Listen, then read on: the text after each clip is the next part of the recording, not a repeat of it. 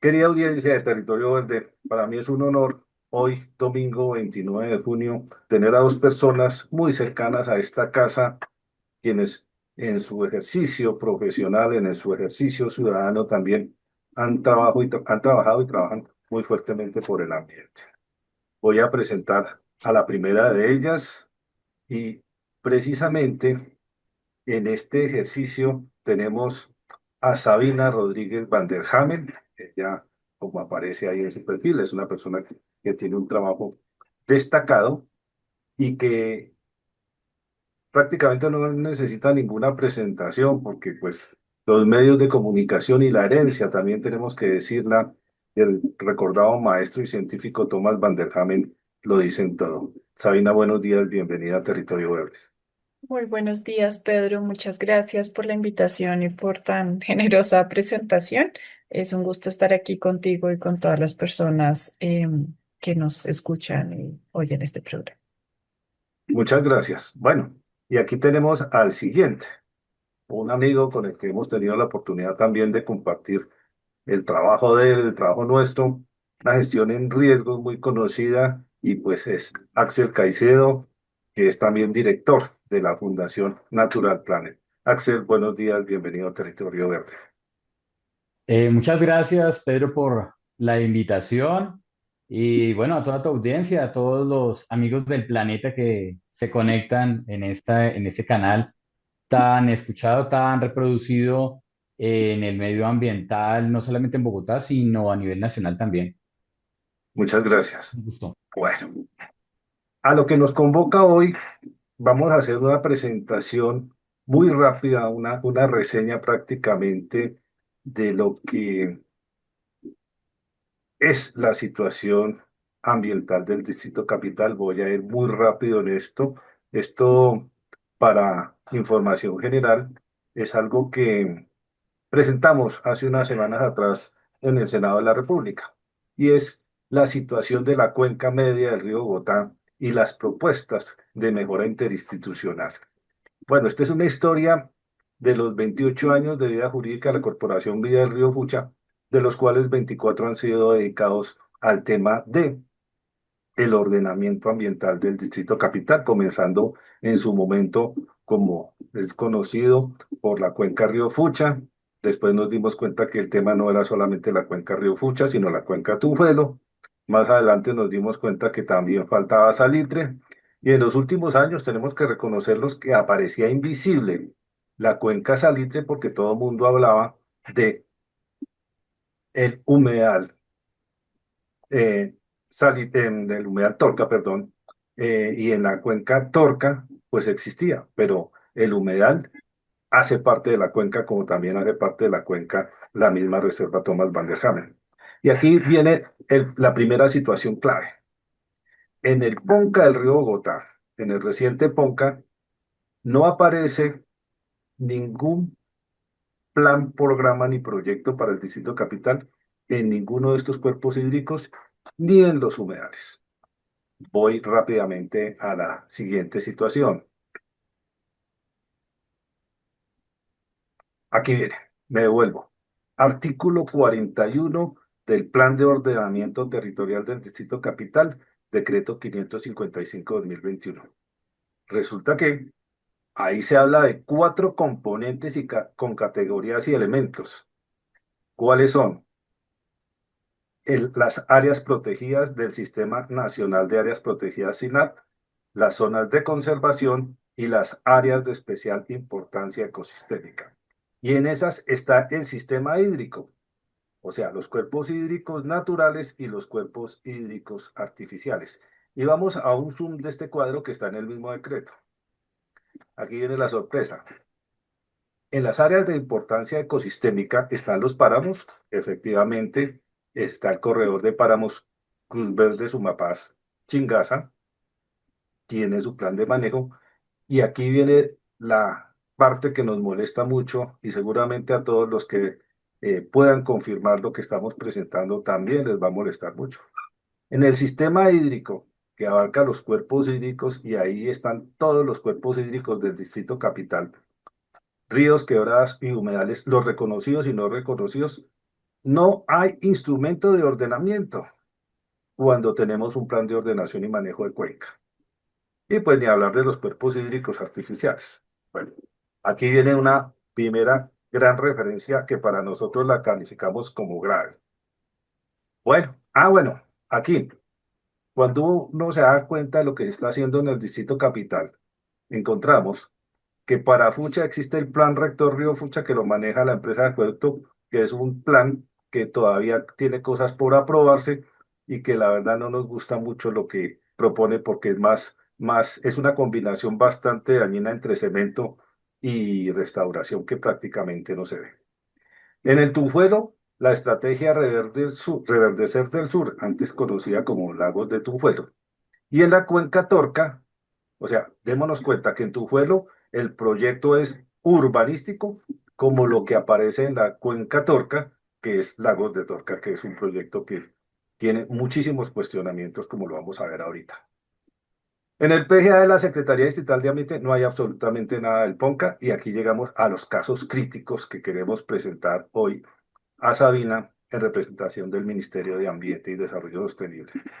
Esta es una cuenca hídrica que no tiene reconocimiento y se lo hemos solicitado para que se tenga en cuenta en el caso de la licencia que se está tramitando en la ANLA, pero la ANLA pues no ha atendido esto. Lo que ha hecho es repartirla a la CAR y a la Secretaría de Ambiente, pero esta es una cuenca hídrica que no tiene modelación hidráulica precisamente por lo que pasó con Lagos de Torca, una urbanización construida dentro del humedal que le quitó la capacidad de infiltración en la zona en que se construyó, la infiltración de agua, por supuesto, pero hicieron un modelo en donde la urbanización no se inunda, pero esa agua que debía infiltrarse, pues obviamente es lo que está inundando más la autopista norte. Y aquí continuamos con los casos críticos. En esa ausencia de ordenamiento ambiental, algo que tiene el decreto 555 es la mezcla de usos del suelo y en esa mezcla de usos del suelo viene un revuelto que vimos hace unos días en una consultoría internacional contratada por el Banco Interamericano de Desarrollo para apoyar a la Secretaría Distrital de Ambiente en la estrategia de renovación urbana verde y el plan de renaturalización. A esto no le encontramos armonía con el plan de ordenación y manejo de Cuenca Río Bogotá y tampoco le encontramos armonía con el fallo de segunda instancia que ordena la recuperación integral de la Cuenca Río Bogotá. Esto me parece bastante peligroso porque es obligatorio que esté armonizado con estas dos situaciones. Una, con el instrumento de ordenamiento y dos, con el cumplimiento de un fallo que es de segunda y última instancia. Y termino con esto. Esa mezcla de usos del suelo tiene un caos ambiental en el Distrito Capital, porque precisamente no solo es la contaminación auditiva, sino las zonas del genocidio y narcotráfico que se pueden disparar en Bogotá. Esto es algo supremamente peligroso y lo hemos oficiado a la Secretaría de Planeación para que se den las correcciones y por lo menos se den cartillas ilustrativas sobre cómo es que se tiene que realizar un manejo del suelo en Bogotá y no lo ha atendido. Y en ese urbanismo, bueno, en la contaminación auditiva está lo que está sucediendo en el Parque Simón Bolívar. Cuando hay un concierto no dejan dormir prácticamente a la zona norte de Bogotá. Es una cosa terrible. Pero adicional a eso está lo que está sucediendo también en los parques metropolitanos, en donde la misma administración distrital tiene conciertos prácticamente hasta la medianoche, en donde el entorno tampoco puede dormir, el entorno residencial. Y en ese urbanismo legal agresivo y también ilegal está lo de Lagos de Torca, por supuesto, lo que está sucediendo en el Humedal Salitre con Distrito Verde, ya se está haciendo su coliseo allí, y lo que sucedió en el Fucha, que contra toda fuerza se impuso un proyecto en donde se tomó la zona de ronda del río Fucha acá en la localidad de San Cristóbal. Entonces, esto, a manera de conclusión, no aparece ninguna armonización del PONCA con el PGA, que es el decreto 593 de la Secretaría Distrital de Ambiente. Y digamos que en síntesis, esto es algo que definitivamente no podemos permitir que siga sucediendo en Bogotá, porque, y aquí con esta frase le voy a dar la oportunidad a Axel para que él pueda adicionar y pueda opinar sobre esto. Es tan grave que estamos considerando nosotros como ciudadanos, como ambientalistas, que el Distrito Capital está actuando en toda su institucionalidad en este tema como si fuese una república independiente, como si lo que tiene la CAR, como si lo que tiene el ministerio no obligara a que la administración distrital armonice sus instrumentos de ordenamiento con lo que está en el fallo, con lo que van a ser los lineamientos, que precisamente es algo de lo que tú nos vas a hablar, Sabina, y con lo que estableció y ordenó el Consejo de Estado en su fallo de segunda instancia. Axel, a esto que estamos presentando, ¿qué se le puede adicionar? Bueno, Pedro, pues la verdad, muchísimo, pero quiero decir que realmente la preocupación no es de ahora, la preocupación realmente ha venido desde siempre, desde que realmente nos comenzamos a ejercer esta vida ambientalista en los ecosistemas urbanos.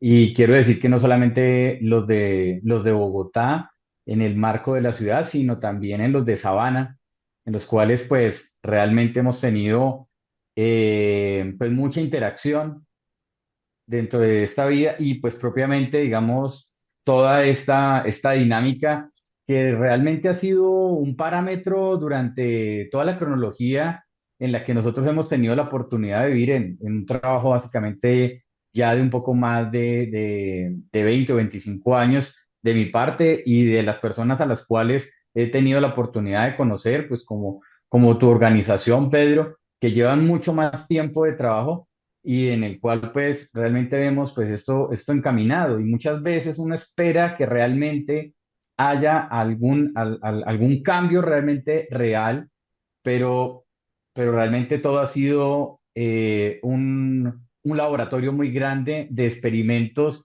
muchos de ellos fallidos. No quiero decir que todo haya sido un fracaso con ello. Hay momentos exitosos, hay modelos que han servido, es claro, pero en general, pues realmente casi siempre se viene es como avanzando hacia la disminución de estos reductos como ecosistemas. Entendiendo que claramente la doctora Sabina nos va a hablar sobre los lineamientos para el ordenamiento ambiental de la Sabana de Bogotá, en ello quiero proceder a darte, digamos, unas apreciaciones de lo que acabas de decir y justamente hacia esos lineamientos. Yo creo que lo primero que hay que entender es reconocer el ecosistema de sabana, o sea, qué es lo que tenemos y cómo es el comportamiento ecosistémico de allí. Yo lo diría como un ecosistema altoandino de sabana inundable y estructura ecológica interconectada no lineal entre diversas zonas de vida. Que lo que tenemos ahora, o lo que ha pasado con este ecosistema es que, pues, el territorio que ha iniciado con unos asentamientos coloniales y que después de ser declarado capital de la República se expandió en áreas que incluso no tuvieron en su momento ordenamiento territorial y ese es el problema de lo que nos tiene ahora no solamente la capital, sino toda la sabana cundiboyacense, porque no solamente ocurre en la sabana de Bogotá, sino que esto se ha expandido, estos modelos de expansión urbana, o sea, no sé a dónde nos va a llevar, si esto va a ser un gran Sao Paulo o un DF de la Ciudad de México, que son kilómetros de ciudad con algunos pequeños reductos, algunos parches verdes.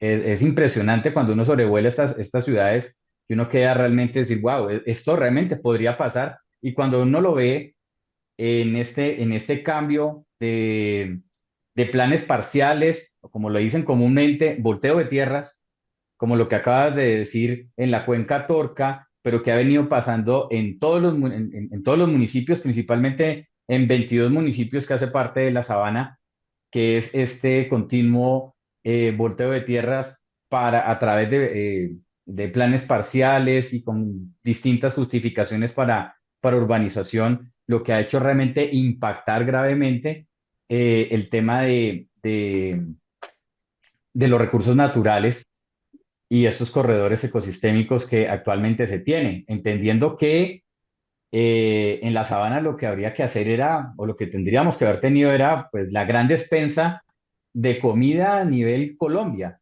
¿no? Esto realmente, esta vendría a ser la despensa de producción alimenticia para todo Colombia. Y la decidimos entonces crear en una capital, cuando la capital debió ser en la costa, claramente está.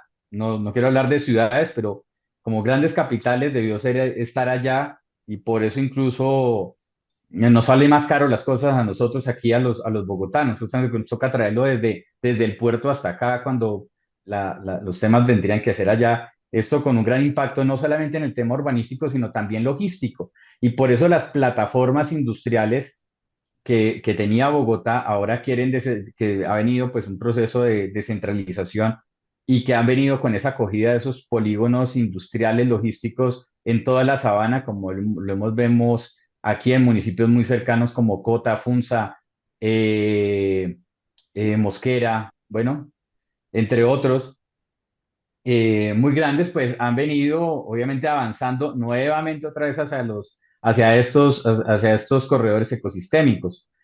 Y es un gran problema realmente. Este tema de no tener, y yo aplaudo, la verdad, cualquier iniciativa normativa que ampara el medio ambiente, la cuestión lo que tendríamos que ver es cómo se hizo, cómo se ha hecho. Y a tu respuesta, finalizo con esto, con referencia al tema de que los instrumentos no se hablan.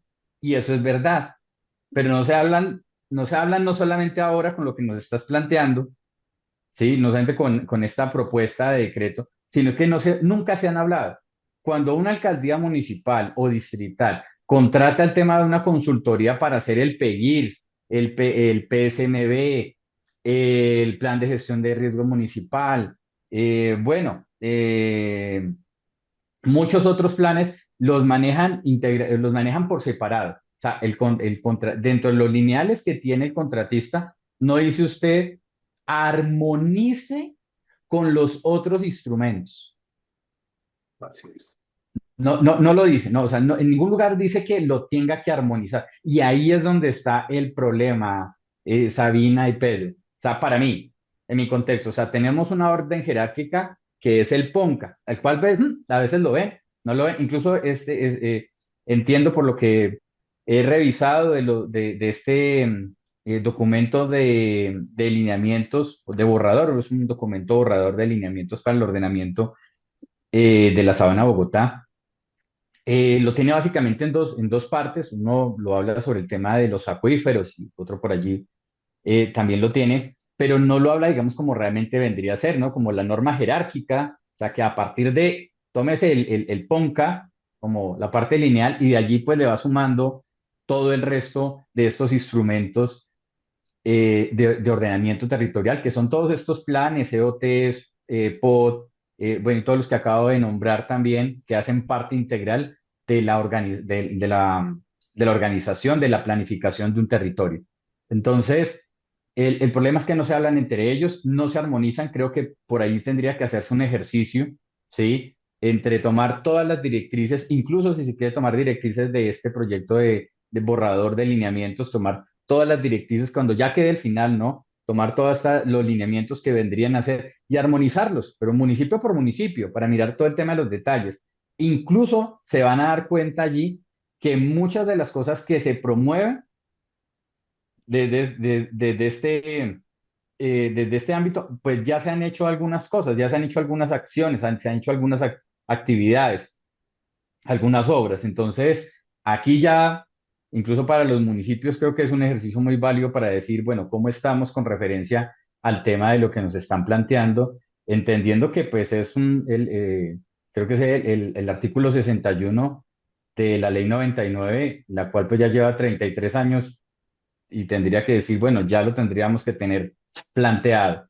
Entonces, sí vendría a ser una situación pues muy compleja en la cual pues sí quisiéramos tener ya propiamente pues eh, un solo estandarte en cuanto a la planificación territorial entre el cuidado. Yo entiendo que esto pues puede ser bueno, de amores y odios, pero también entiendo que también es por una premisa con referencia al tema de estos cambios abruptos, de cambios extremos hacia la adaptación del cambio climático. Tú recuerdas, y vas a recordar, ya termino con esto, Pedro, y es cuando nos inundamos en el 2010-2011, que hubo las inundaciones, ¿sí? Entonces, bueno, corramos para el PONCA, corramos a hacer unas adecuaciones hidrogeomorfológicas del río. Bueno, viene todo el tema del FIAP, del fondo, y todas sus obras con Banco Mundial, todo este tema que se hizo. Y ahora entonces volvemos a tener algo abrupto también, algo extremo, que ya no es la inundación, sino es la sequía, y que nos quedamos sin agua. Entonces, ¿qué hacemos? Hay que hacer algo, ¿no? Entonces, bueno, saquemos otra normativa al referencia, pero todo es de pronto un tema lo vemos nosotros un poco como de normativas antiincendios, cuando realmente pues hay muchas cosas que ya están escritas desde hace mucho tiempo, pero que no se han ejecutado. Es básicamente la conclusión de mi parte. Muchas Gracias. gracias, Axel. Bueno, ahora sí damos la palabra a nuestra invitada especial, a Sabina. Sabina, muchas gracias. Gracias, Pedro, y muchas gracias, Axel. Yo quisiera empezar pues celebrando este espacio y este tipo de conversaciones porque como parte del equipo del ministerio que estamos pues construyendo estas directrices para el ordenamiento ambiental. Antes los llamamos lineamientos, ya voy a explicar por qué ahora directrices, aunque en términos, digamos, del lenguaje podemos entenderlas como sinónimos. Jurídicamente tiene como un pequeño cambio y por eso lo llamamos así, pero bueno, igual los podemos seguir llamando lineamientos, pero digamos que oficialmente va a tener esta denominación de directrices. Pero me parece muy importante todo lo que ustedes plantean de entrada para pensar, bueno, ¿cuál es el reto de pensarse una resolución que además tiene el carácter de resolución, no es decreto? Entonces, en la jerarquía normativa, el alcance que puede tener, sobre qué puede hablar, sobre qué no puede hablar y cómo el ministerio puede orientar ese ordenamiento ambiental en la sabana de Bogotá, como una deuda también de poder realmente pensar integralmente ese territorio y no municipio por municipio, que muchas veces pues lo hemos visto de esa manera fragmentada. Ahí, y creo que Axel nos pone un reto muy grande que creo que bienvenidos todos los aportes que lo anoto aquí, pues como y que ya también desde Corbif no lo habían hecho llegar como el llamado a atención frente a cómo integrar el POMCA de una manera más robusta, porque está, hace parte, se reconoce dentro de las directrices, pero cómo poderlo ubicar como una centralidad en esta apuesta. Entonces yo pues voy a compartirles aquí una presentación. Un momento, a ver. Ah,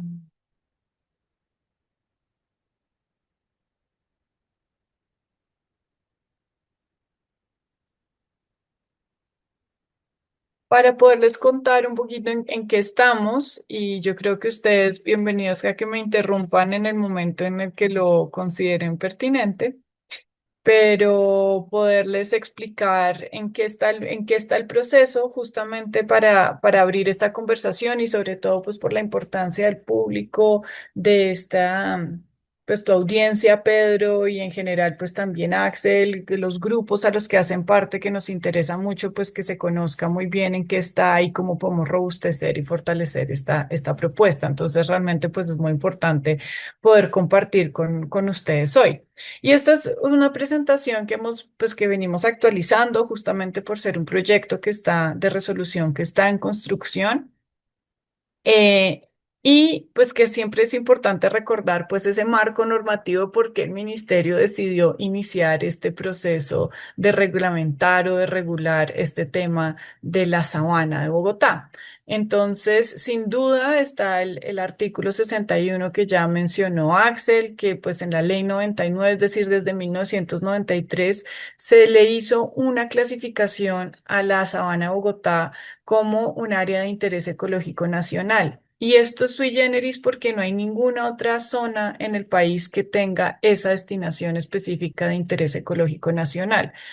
Y al no tener otra, pues saber eso qué implica pues tiene todo un reto también de cómo lo vamos llenando de contenido y qué significa protegerlo. Y además ese interés ecológico nacional le dio una destinación prioritaria, que es la agropecuaria y forestal. Y creo que va muy en línea justamente esa visión que han tenido pues todas las organizaciones ambientales que durante tantos años pues han defendido la sabana, los distintos ecosistemas, y es poder proteger realmente pues la diversidad o el conjunto de ecosistemas que está en la sabana de Bogotá, pero hemos visto una expansión legal e ilegal que pues como ya no lo resumían tanto Pedro como Axel, pues está ahí latente en el territorio. Pero además esa destinación que le dio la Ley 99 le dio como dos facultades particulares al Ministerio de Ambiente. La primera fue definir las áreas compatibles con la minería. Esto también es sui generis, no pasa en otras partes del país. El Ministerio de Ambiente no es quien define los polígonos compatibles con la minería, lo hace en la Sabana de Bogotá. Y era la única facultad que realmente había ejercido desprendida, pues así como de este artículo 61. Pero por otro lado, el artículo también dice que los municipios y el Distrito Capital, que siguen manteniendo su facultad de expedir la reglamentación de usos del suelo, es decir, sus planes de ordenamiento territorial, no se pierde esa facultad. Sí lo tienen que hacer teniendo en cuenta esa destinación o esa categoría de interés ecológico nacional con esa destinación prioritaria y además con las disposiciones que el ministerio pues expida a nivel nacional sobre el tema. Entonces aquí ya tenemos pues como una particularidad específica para la sabana en la que pues el ministerio está ejerciendo esta función. Pero no solo podría hacerlo para la sabana de Bogotá, en realidad podría hacerlo de acuerdo a las competencias que le reconoce el artículo quinto de la ley 99, podría hacerlo para otras zonas del país. Solamente que cuando lo está haciendo para la sabana, tiene que entender o tiene que responder a ese interés ecológico nacional. Es decir, cuando va a hablar de o cuando va a orientar ese ordenamiento ambiental, en el caso de la sabana, pues tiene como esa particularidad. Y pues lo otro es que finalmente esto quedó como un compromiso del gobierno nacional en el Plan Nacional de Desarrollo, por lo tanto está adoptado en el Nacional de Desarrollo y es un compromiso pues importante y una oportunidad en este caso de pues cumplir con ese compromiso que entra además dentro de la reglamentación del ordenamiento territorial, que es la Ley 388. Entonces, cuando hablamos de determinantes ambientales que están en el artículo 10 de la ley 388, pues ahí es donde encontramos la palabra directrices y por eso cuando se sacó la primera propuesta, comentarios de la ciudadanía, hubo muchas dudas sobre cuál es el alcance y cómo se va a relacionar con otros instrumentos y esto cómo se come y qué vamos a hacer, ¿no? Siempre estrenar por primera vez una facultad genera bastante incertidumbre y entonces para dar mayor claridad de dónde nos vamos a ubicar, nos vamos a ubicar en las determinantes ambientales de la ley 388 que nos dice que ahí pues habla de directrices y por eso podemos como utilizar un lenguaje que permita decir, esto es de lo que se trata. Entonces, ese es como el marco en el que estamos, pero jurídicamente, justamente para poder interactuar con ese ordenamiento territorial, pues esta resolución no tiene la facultad de modificar automáticamente los planes de ordenamiento territorial. Después tendrán que armonizarse en las revisiones, en las modificaciones de los planes de ordenamiento, pero esa destinación, por ejemplo, la clasificación del suelo, si es rural, si es urbano, si es suburbano, si es de expansión, ese tipo de categorías, no, esta resolución del ministerio no tiene la facultad de modificarla. Entonces, ahí hay una línea en la que podemos ayudar a orientar ese ordenamiento ambiental, pero con pues como con algunas restricciones jurídicas de cómo podemos hacer esa interacción, cómo podemos ayudar a orientarlo sin estar pisando competencias que no le competen al ministerio. Y por otro lado, al ser también una resolución, no podemos modificar disposiciones que estén a nivel de decretos, así hayan sido expedidas, digamos, en toda la normativa ambiental. Los decretos regulan muchos de los temas en materia ambiental, pues no podemos estar modificando decretos tampoco. Entonces ahí hay un gran reto de cuál es la línea por la que vamos a entrar y qué es lo que podemos decir. Y esto que es como una parte jurídica que de pronto se vuelve un poquito ladrilluda, pues siempre es importante para saber cómo podemos aportar y necesitamos mucha creatividad. Esto es lo que queremos proteger en este marco, qué es lo que podemos decir. Esto es lo que queremos armonizar en este momento, qué es lo que podemos aportar y decir.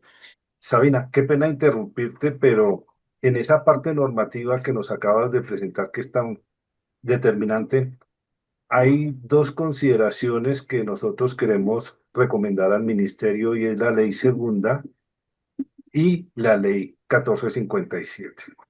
La ley segunda porque es el fundamento de lo que ha permitido que se tengan muchas áreas protegidas en el país y que gracias hasta ahora eh, se conservan, pero que también es una ley que ha sido invisibilizada por la misma institucionalidad, hay que decirlo también así. Y la otra es la ley 1457 que complementa la 388, pero que en la ley 1457, que es la ley orgánica de ordenamiento territorial, establece unos principios que me parecen determinantes para que sean considerados también en ese trabajo que ustedes están haciendo en el ministerio. Era eso, muchas gracias. Excelente, gracias Pedro. Yo creo que tomo aquí nota que todo lo que nos pueda ayudar a robustecer la propuesta de verdad que es el momento indicado para hacerlo. Creo que en este caso particular, la ley segunda, porque no tiene áreas en la sabana de Bogotá, pues entiendo es muy importante, ha sido muy importante para otras zonas y eso me da pie para poder explicar algo que creo que es fundamental también para cómo se hace esta articulación de estas directrices con lo que ya existe en el territorio. Y sin duda, pues vamos a revisarla, pues que la hemos revisado, pero vamos a ver cómo podemos incluir. De pronto dices, hay unos principios muy importantes que están ahí que podríamos incluirlos para robustecer la propuesta. Entonces, claro que sí, aquí lo anoto y creo que eso es muy importante, todo lo que pueda ayudarnos a integrar esos distintos instrumentos que ya existen. Y creo que eso es lo otro que de pronto con lo que señalas, Pedro, y creo que tiene mucho que ver con lo que nos llamaba la atención, Axel, sobre ya existen muchos instrumentos, ¿cómo hacemos para integrar y hacer que se cumpla todo lo que existe? Entonces, por supuesto, otro de los retos de las directrices es decir, por supuesto que no estamos en una sabana que está en el vacío, que no ha tenido ninguna decisión. Hay muchas decisiones muy importantes en materia de ordenamiento ambiental. Tenemos el reconocimiento en muchas áreas, de distintas categorías de áreas de protección, bien sea pues desde parques nacionales hasta reservas productoras, ¿no? Vamos pasando por estrategias de conservación in situ, pero tenemos distintas categorías. Todo eso está reconocido en esta propuesta.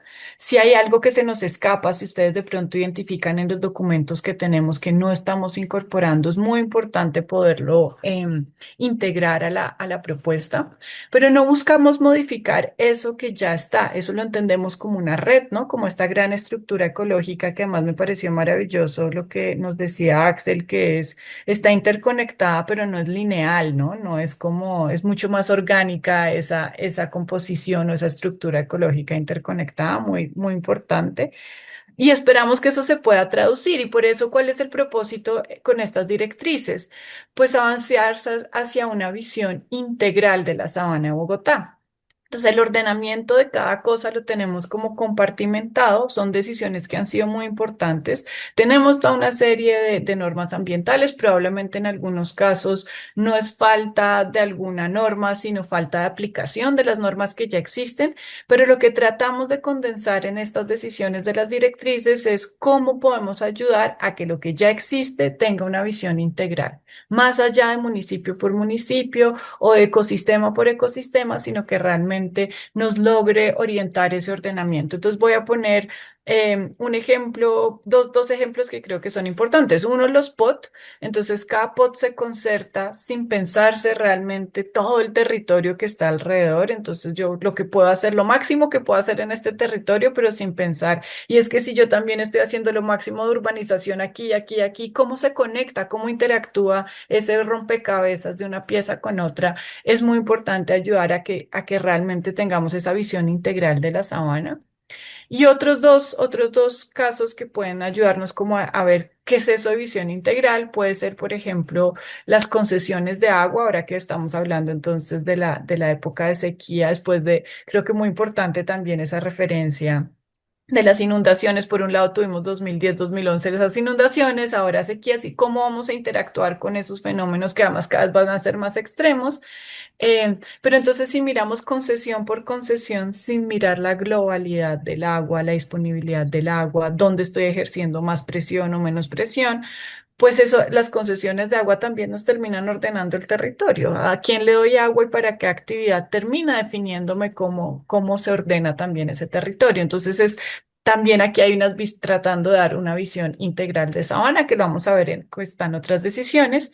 Y otras son los proyectos de infraestructura, que por supuesto los necesitamos. Necesitamos vías, necesitamos líneas de transmisión eléctrica, necesitamos en general todos estos proyectos de infraestructura en la sabana, pero cada proyecto se hace, cada proponente se me ocurrió que por aquí era más fácil llevar de este punto a este punto y no tenemos y así vamos fragmentando y fragmentando cada vez más la sabana de Bogotá sin pensar en una visión que realmente sean proyectos que nos permitan em, seleccionar, diseñar, tener unos corredores de infraestructura, por ejemplo, que nos permitan no seguir fragmentando uno a uno de forma aislada, sino avanzar hacia una visión más integral. Entonces, ese es como un gran propósito que pongo unos ejemplos puntuales. Y entonces con eso, pues ahí se establecen estas directrices de ordenamiento ambiental, o pues las estamos construyendo para poderlas establecer, reconociendo ese carácter de interés ecológico nacional de la sabana y que permita garantizar la integridad ecológica y poder realmente dar herramientas para que este territorio pueda tener una adaptación tanto territorial como al cambio climático e implementar ese ordenamiento alrededor del agua, es decir, donde el agua pueda ser protagonista de estas decisiones. Entonces, ese es como el contexto y creo que lo que ustedes llamaban la atención es muy importante. Yo creo que esto es más una conversación, yo no quiero hacer como una presentación muy, muy larga, pero sí quería contarles en qué estamos, para que también los oyentes, todas las personas sepan qué pueden aportar, qué está haciendo el ministerio, qué es lo que ha pasado. Entonces, pues tuvimos una decisión de la magistrada que hace seguimiento al fallo del río Bogotá, pues que ya de la magistrada Nelly Yolanda Villamizar del 14 de marzo, que ordenó reiniciar el proceso. Y esto porque fue de pronto para quienes no han estado contextualizados, la empresa de acueducto solicitó que se frenara, pues que se suspendiera la resolución. Estaba en trámite, es decir, no puede suspender algo que no ha nacido a la vida, ¿no? Porque estaba todavía, era un proyecto, no era una resolución adoptada. Entonces, la decisión que toma la magistrada es, pues, reiniciar el proceso para asegurar que todo el mundo pudiera participar. Ahí están como los términos que ella utilizó, la contradicción y controversia de los documentos. Y entonces, en cumplimiento de esta orden, el ministerio ha decidido ampliar los espacios de diálogo y de coordinación y de participación también, generar unos canales de recepción y análisis de las distintas observaciones que lleguen y aportes a este proyecto. Y parte de esto, y que creo que es muy importante, y por eso le agradezco mucho a Pedro, pues abrir este espacio para llegar a más personas, tener una comunicación asertiva, que todo el mundo sepa en qué estás. La idea es que este sea un proceso transparente, que todo el mundo sepa en qué momento estamos y qué es lo que se puede aportar.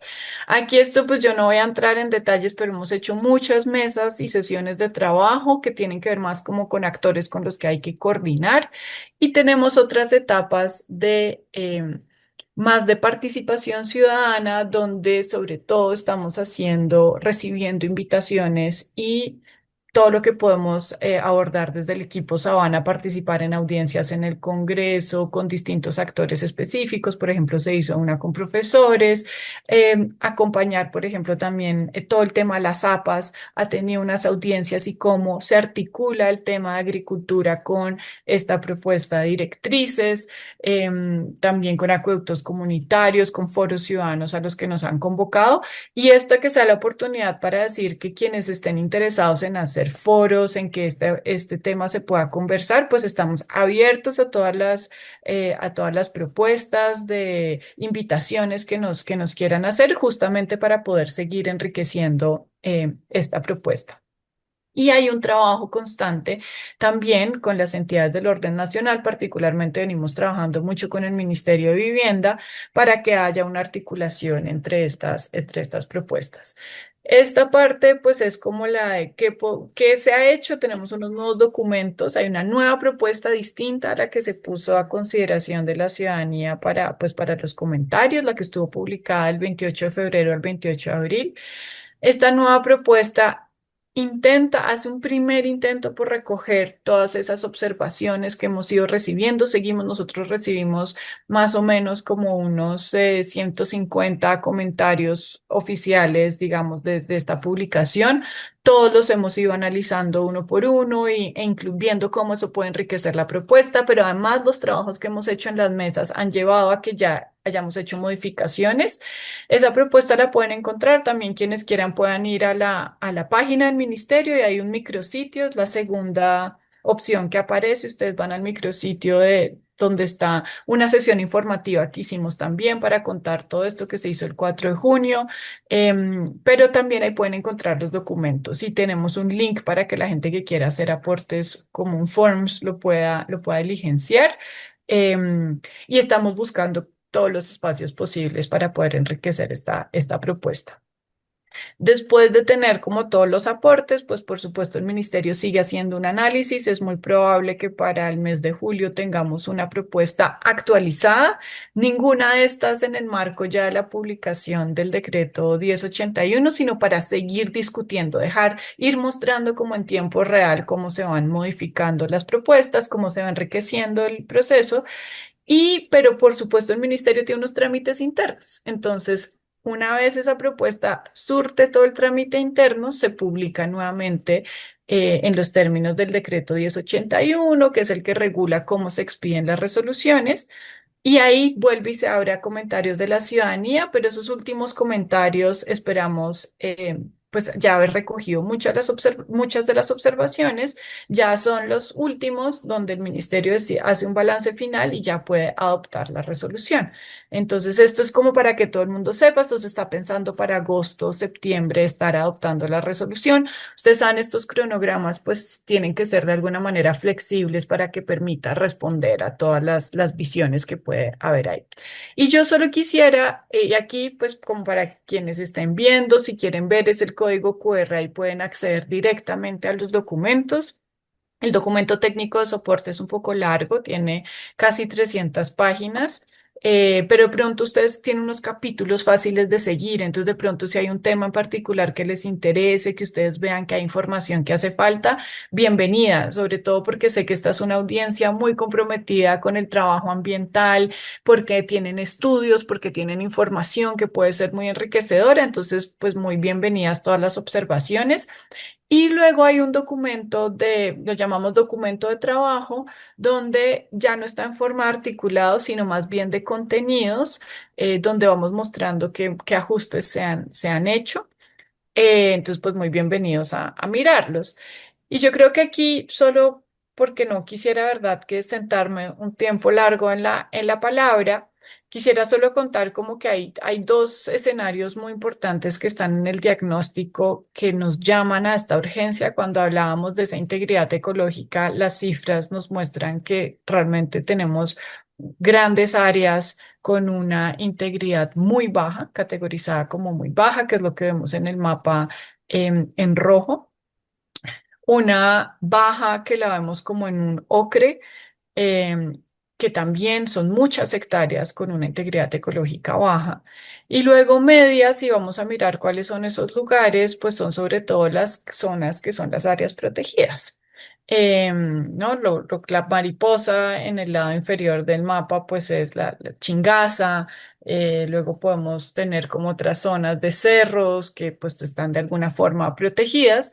Entonces ahí vemos que, y lo restante, lo que no tiene color, pues es los que tienen una mejor integridad ecológica, ¿no? Por supuesto, ahí no salen todos los colores. Estamos tratando de evidenciar es cómo muy baja, baja y media, pues son igual preocupantes, ¿no? Son cifras muy preocupantes. Y frente a la crisis climática, pues sabemos que tenemos unos indicadores de riesgos muy altos o altos frente al cambio climático. Mientras más oscuro se ve en el mapa, por ejemplo, Bogotá, pues es la más oscura, son los que representan un riesgo más alto. Y entonces, pues sin duda es un llamado a que debemos tomar medidas que nos permitan responder a eso. Que las directrices, que son unas, ¿no? Entonces se va complementando, no es el único actor, pues da herramientas. Por supuesto que no nos va a resolver todo el problema, pero justamente con esos desafíos que tenemos, ¿cómo podemos seguir aportando en toda esta gran cantidad, universo de cosas que tenemos? Y yo creo que aquí ya para entrar, entonces, ¿cuáles son las decisiones?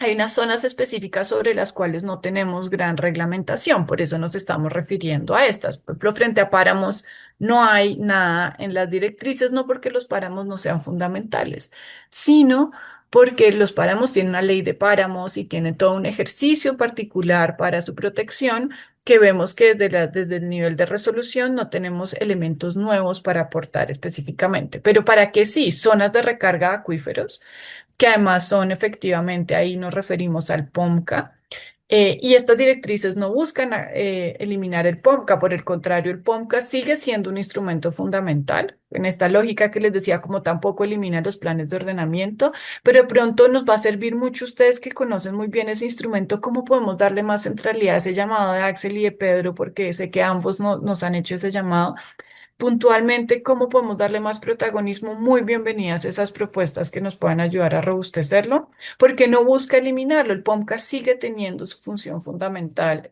pues particularmente sé que estamos hablando del POMCA del Río Bogotá y otros POMCAs para el territorio como está definido, en este caso de Sabana. Pero entonces, frente a estas dos zonas, ¿no? Zonas de recarga, tres, bosques andinos y subxerofitia.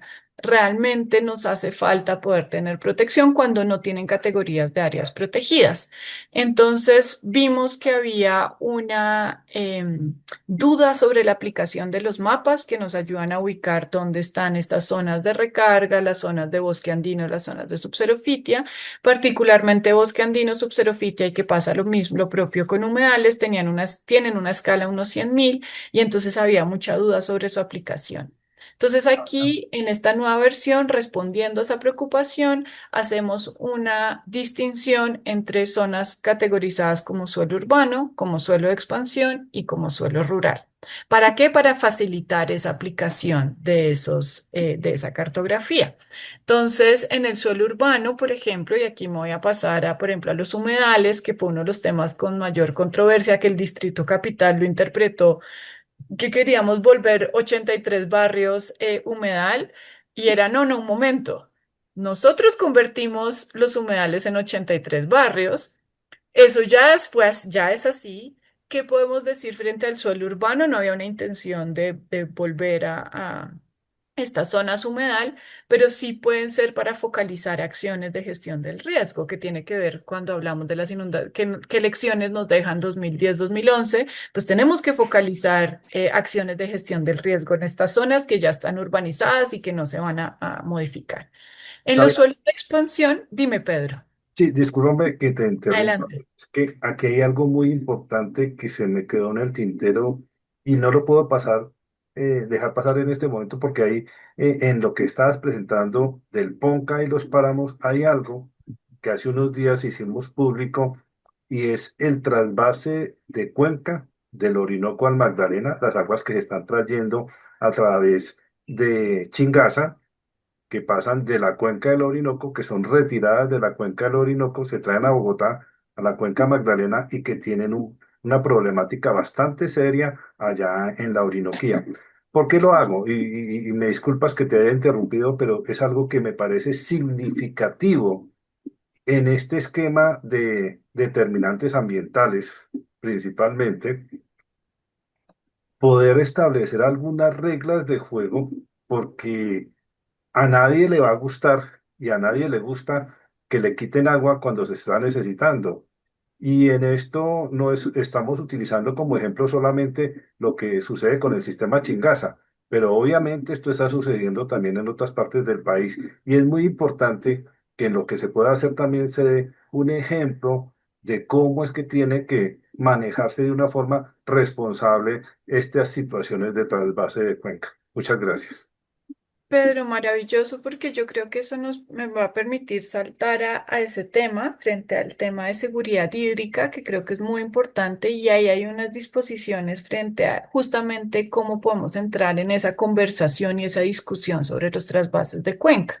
Entonces, me voy a adelantar si acaso miramos, pero yo creo que para cerrar este tema es una distinción entre suelos urbanos, suelos de expansión, suelos rurales, con lo que estábamos hablando de humedales, de zonas de recarga, lo mismo zonas de recarga, si ya está urbanizado, pues como puedo por lo menos asegurar que no haya contaminación de esa, si hay algo de infiltración aún, si no lo hemos sellado, esas zonas de recarga en suelos urbanos que lleguen a coincidir, pues tomar medidas para que no se vayan a contaminar las aguas, pero efectivamente lo que queremos es cuidar en esos suelos que no se han sellado aún, cómo podemos garantizar que pues, se queden ahí. Entonces hay esa distinción para dar una aplicación mucho más clara.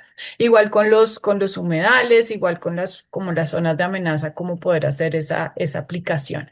Pero me voy a adelantar aquí a las directrices para reducir la vulnerabilidad hídrica. Porque justamente hay, y por eso se integró en el mapa toda la parte de Chingaza, pensando en esa relación de agua. Por supuesto que Chingaza y estos municipios que hacen parte del sistema Chingaza, pues no son parte de la sabana propiamente dicha, pero sí hacen parte en términos de relación hídrica. Y que tomemos, que en este momento haya todo ese trasvase de cuenca, hace que sea importante que reconozcamos que hay una relación y si vamos a ordenar el territorio alrededor del agua, cómo funciona esa relación. Entonces, como están en Parque Nacional, básicamente todas las demás directrices no le aplican, pero aquí frente a seguridad hídrica hablamos de algo. Los trasvases de cuenca están regulados en la norma a nivel decreto, en ley y decreto, ¿no? Tanto en la ley 99 como en el 1076. Y entonces se pueden hacer. ¿Qué se requieren? Autorizaciones. Se requiere una autorización para poder hacer un trasvase. Entonces, ¿qué podemos hacer desde un nivel de resolución de directrices? No es una prohibición, no se puede hacer una prohibición absoluta, eso no le da digamos, jurídicamente el alcance a la resolución, pero que sí podemos decir, pues que antes, cuando la autoridad ambiental, porque aquí estamos orientando las actuaciones de la autoridad ambiental, va a evaluar un trasvase de cuenca, tenga en cuenta tres requisitos fundamentales. El primero es que haya agotado todas las posibilidades de provisión de agua al interior de la cuenca. Es decir, tenemos que empezar a mirar nuestra propia cuenca. Y es que parte de los motivos del trasvase es haber dejado el río Bogotá en las condiciones en las que está. Y entonces poder evaluar, tomar primero, agotar nuestras opciones de agua al interior de la cuenca pasa también por empezar a mirar y poner los ojos mucho más en el río Bogotá y en la recuperación del río Bogotá. También en términos de agua subterránea, y tenemos otras, en ese mismo artículo sobre vulnerabilidad hídrica, tenemos otras disposiciones frente a hacerlo de manera segura, por supuesto. El agua subterránea es un recurso finito. Nosotros creemos que el agua es infinita, pero el agua subterránea, incluso uno puede, si depende del acuífero y de la edad del acuífero, pues podemos estar casi que consumiendo agua fósil, ¿no? De cuántos años y para que logren esas recargas, pues no es, usarla requiere de una seguridad, de unos estudios muy concretos que nos permitan hacerlo de forma segura. Pero entonces la idea, el reuso, no hacemos casi reuso de agua. no hacemos aprovechamiento de aguas lluvias. Todo eso está contemplado como una condición de haber sido evaluada previamente antes de pensar en un trasvase. Segundo, que no altere, ¿no? El equilibrio hídrico entre una cuenca y otra. Es decir, yo no puedo estar tomando todo el agua del Orinoco sin darme cuenta que los estoy dejando sin agua. Entonces, ese equilibrio es muy importante y tiene que ver con la justicia hídrica, ¿no? Quiénes toman, quiénes, de dónde se toma, y no generar afectaciones al ecosistema, porque también hacer un chingaza 2 pues puede significar un daño enorme para el ecosistema de páramo y por lo tanto que no se genere una afectación a ese ecosistema. Y tercero, pues tiene que ver con con los conflictos por el agua. Y es que también se tiene que tener a la gente en cuenta, a la gente de la otra cuenca, que es el gran reclamo que nos hacen desde el Meta a Bogotá. Y digo nos hacen pues porque nosotros habitamos en Bogotá, pero pues la visión de las directrices no es solo para Bogotá y ese es el rol del ministerio, que no es un ministerio para Bogotá, sino que debe contemplar todo el territorio y hay un tema de justicia hídrica entre unos y otros. Entonces ahí hay esa disposición. No se ha hablado mucho de ello, nos interesa mucho saber qué piensa sobre esto el acueducto, el distrito, que principalmente pues son quienes están a cargo en en el sistema Chingaza, pero esta es una disposición muy importante que traen estas directrices para pensar en términos, qué es lo que podemos decir? No es una prohibición, es un condicionamiento para que lo veamos a la luz de unos lentes mucho más integrales del territorio y de un balance hídrico que está ahí incluido. Entonces yo creo que para no extenderme mucho como en los otros temas, yo creo que ahí hay una modificación importante, como les decía, como en la aplicación, em, haciendo estas distinciones de suelo urbano, suelo rural, para que sea más claro la aplicación de esta cartografía. Sabemos que hay municipios, creo que ese es otro llamado, y perdónenme que no anoté aquí, pero no me acuerdo si fue Pedro o fue Axel el que dijo, como hay municipios que ya tienen muchas cosas incluso importantes, probablemente van más alineados, van alineados con lo que pueden decir estas directrices. Eso es muy importante, por supuesto. Lo que queremos es que no se convierta, por ejemplo, en estas hay unas directrices sobre biodiversidad urbana, donde muchos de los cuerpos de agua los volvimos tubos o los canalizamos y no queremos que estos municipios que también están creciendo en la sabana tomen ese mal ejemplo y justamente se piensa en renaturalizar los que ya lo hayan hecho o en tener más zonas verdes, en tener conectividad desde las zonas urbanas hacia las zonas rurales, y pues darle como un protagonismo más grande.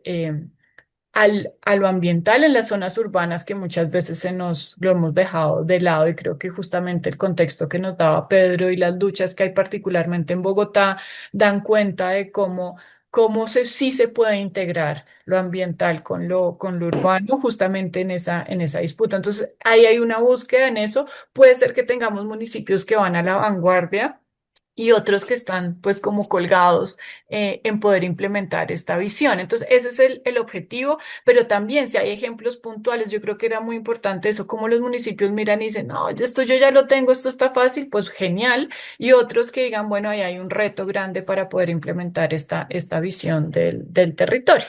Entonces, yo creo que...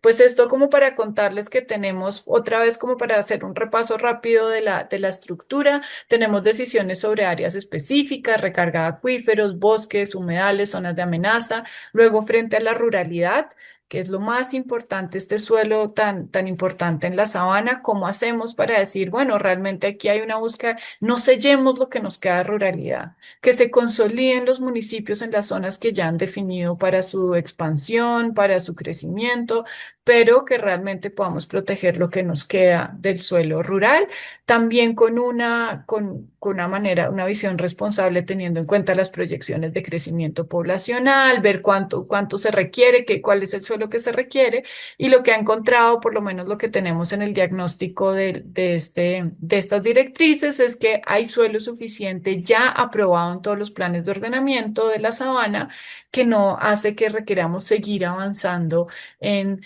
volver de expansión muchos nuestros suelos rurales y que esa vocación agropecuaria y forestal realmente la podamos materializar en estos suelos rurales que quedan de de la sabana. Luego tenemos lo que les contaba, biodiversidad urbana. Sobre minería es muy puntual. El ministerio no está revisando las áreas compatibles con la minería. Lo que está haciendo es en esas que ya están y que puede afectar rondas hídricas, zonas de recarga, humedales, bosque andino, subxerofitia, podamos tomar unas medidas que nos permitan de alguna manera proteger lo poquito que nos queda en estas zonas que se traslapan con minería. Y pues lo que les contaba de vulnerabilidad hídrica, tenemos otras que no tengo aquí la diapositiva que les contaba frente a proyectos de infraestructura, viales y de líneas de transmisión, que hemos visto que es lo que genera más conflicto en la sabana o que ha generado pues grandes conflictos y es cómo podemos avanzar hacia proyectos que nos sigan fragmentando áreas protegidas. Zonas de reserva forestal, corredor del Tigrillo Lanudo, AICAS, que cada vez las estamos fragmentando más con estos proyectos. No significa que se prohíban, sino que no sigan pasando por estas zonas, tengamos una mejor planeación. Y algo que es hacia futuro, que hemos visto que a algunos actores les preocupa y es el compromiso de hacer una evaluación ambiental estratégica que nos permita pensar en estos corredores de infraestructura mejor diseñados, que cada quien con sus proyectos por cada lado, que es lo que nos ha llevado a una a una gran fragmentación. Y entonces la licencia ambiental pues me evalúa mi proyecto únicamente, pero no está mirando si había otras opciones a nivel regional de cómo conectarnos mejor sin tener tantas afectaciones ambientales, dejar de tener esa mirada tan proyecto a proyecto. Eso es, yo creo que pues lo dejo hasta acá como bienvenidos todos los comentarios, creo que muy enriquecedor lo que ustedes dijeron y todo lo que puedan decir ahora en reacción e invitar a que nos ayuden a seguir robusteciendo y fortaleciendo esta propuesta que realmente busca responder a todas esas, cómo recogemos esas lecciones aprendidas de tantas luchas por la protección del territorio. No las vamos a resolver todas, pero cómo podemos recoger y qué es lo que podemos recoger nos puede ayudar a tener esta visión más integral de la sabana. Muchas gracias, Sabina. Bueno, lamentablemente se nos acaba el tiempo. Esto es algo que es una limitación que tenemos en estos medios, desafortunadamente, pero yo les quiero hacer una invitación a los dos, incluso para hacerla con otros amigos que nos permitan tener una difusión muy amplia de esto. Dejemos que esto avance, que ustedes sigan recibiendo allá en el ministerio todas las observaciones, todas las recomendaciones que estamos haciendo desde las organizaciones ambientales, la ciudadanía. Hemos visto también de los campesinos una situación de preocupación absolutamente natural y totalmente pues en derecho, porque pues estos sujetos especiales de protección pues también están siendo afectados en Cundinamarca. Además, porque hay algo muy importante, Sabina y Axel y amables televidentes y oyentes, y es que Bogotá y Cundinamarca son el ejemplo bueno o malo y son referentes para lo que se hace en el resto del territorio nacional.